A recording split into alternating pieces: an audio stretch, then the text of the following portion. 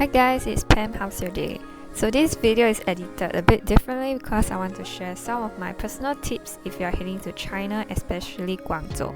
I actually visited twice last year. Okay, let's start with the immigration.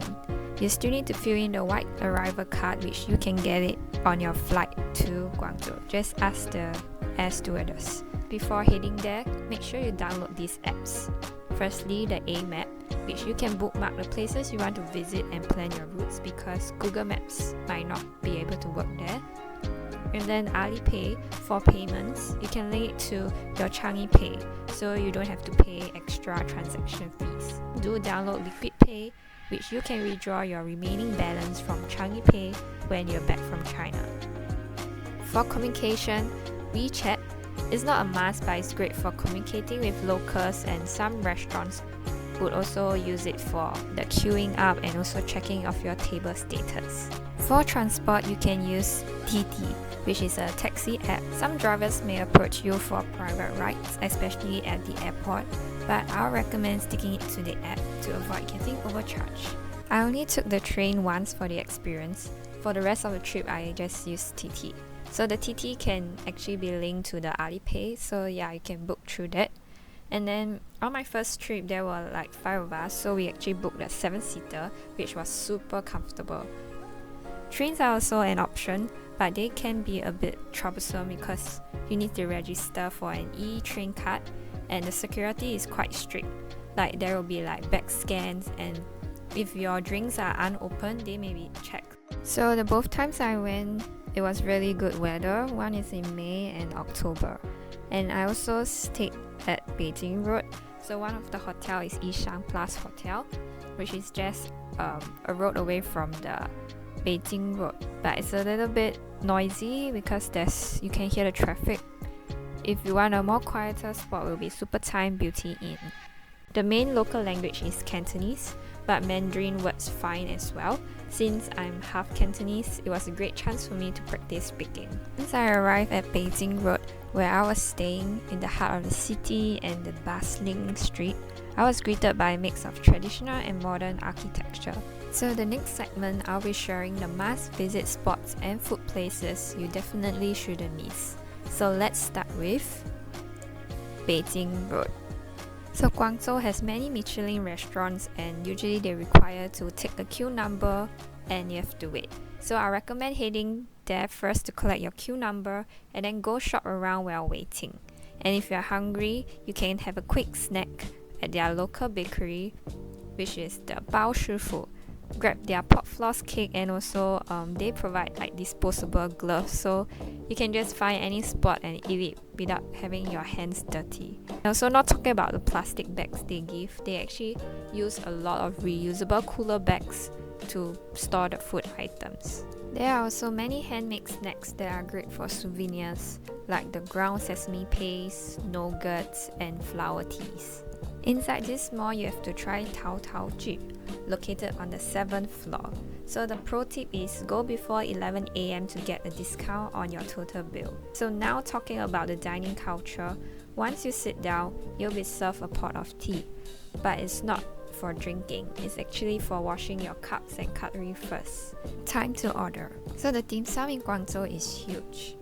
When we entered the restaurant, we saw a chef preparing one of the signature dishes called the red rice sausage.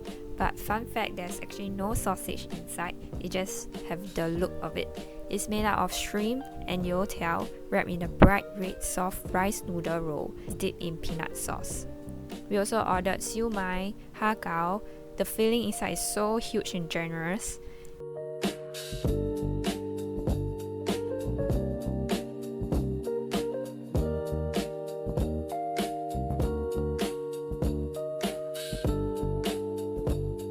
There's this special dish, it's like a fusion baked rice with glutinous rice, mayo and cheese, which is super flavorful.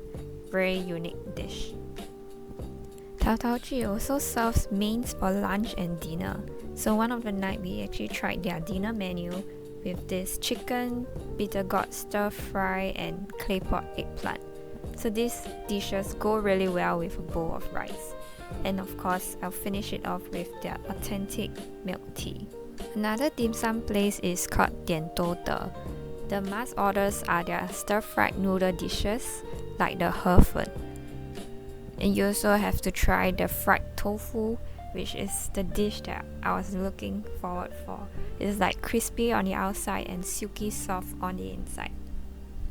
We also tried one of their seasonal items, chestnut bun.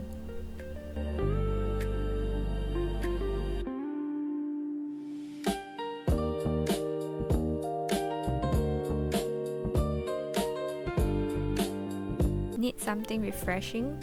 Believe me, this was my first Chaji experience ever, and there was no queue or long wait compared to the ones in Singapore. And yep, that's me keeping the bag. We're still not done with Beijing Road. There's many popular restaurants all around this area. Like along the shophouses, you can try the crab meat rice or noodles. For me, it's okay, but not something that I will personally go back for. 大哥饭, which has the longest queue. We could tell it was so good already just by the awards displayed. And the service was amazing too. They even had like a send timer, so if your food doesn't arrive before the send runs out, that dish is free. While waiting, they offer snacks and drinks. Each table has like hair ties, gloves in different sizes. So I feel they're like very thoughtful. This place is known for the pigeon dishes, so a lot of people come here for that. We ordered the claypot rice to go with the dishes since they can be quite oily. I like how they also serve fruits and drinks to help cleanse your palate. The char siu was so well marbled, it literally melts in your mouth. They serve apple and guava to cut through the richness. The pigeon looks small, so there isn't a lot of meat, but it's very fragrant. The staff will cut it into pieces, so it's easy to share, and it comes with a super sweet drink to wash down all the oil. At Jiaji roast goose noodles, we had the best goose noodles ever. It's the whole drumstick, and the noodles with the thick broth are so satisfying. Guangzhou is really all about the clay pot dishes as well, so we went to Zhisheng. I had to order my favorite frog legs. To end the night, grab freshly hand-pressed lime juice. It's super refreshing. Then just walk around the streets and enjoy the night when all the lights come alive. For shopping, you can visit Miaoqian Street. Lots of indie fashion brands with Korean vibes. There's also APM Mall for wholesale shopping. The more pieces you buy, the bigger the discount. For supper, I even tried the McDonald's there. They had this truffle beef burger. Yongqingfang. This is a heritage old town with historical spots like the Cantonese Opera Museum and the Bruce Lee House.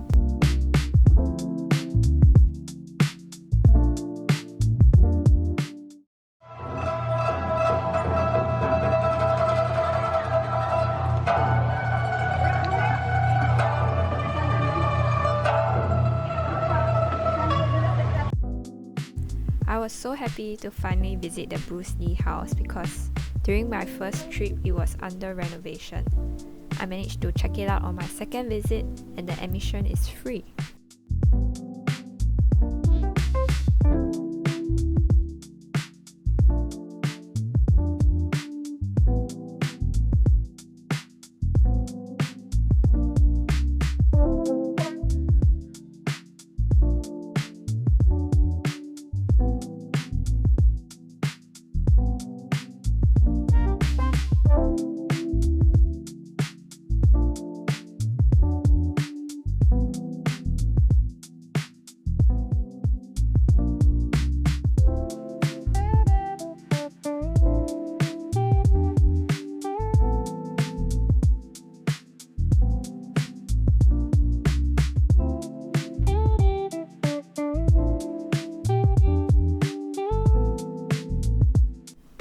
Of course, I had to continue my little tradition of collecting stamps as well. There's also a really cute flower tea store with an Alice in a Wonderland theme.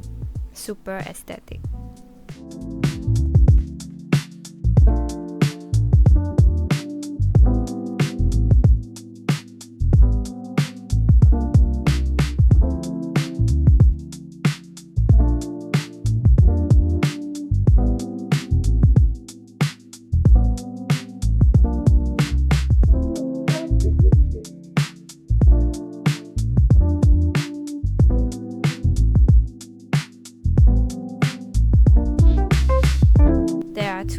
drink spots where you can take a break and enjoy the scenery.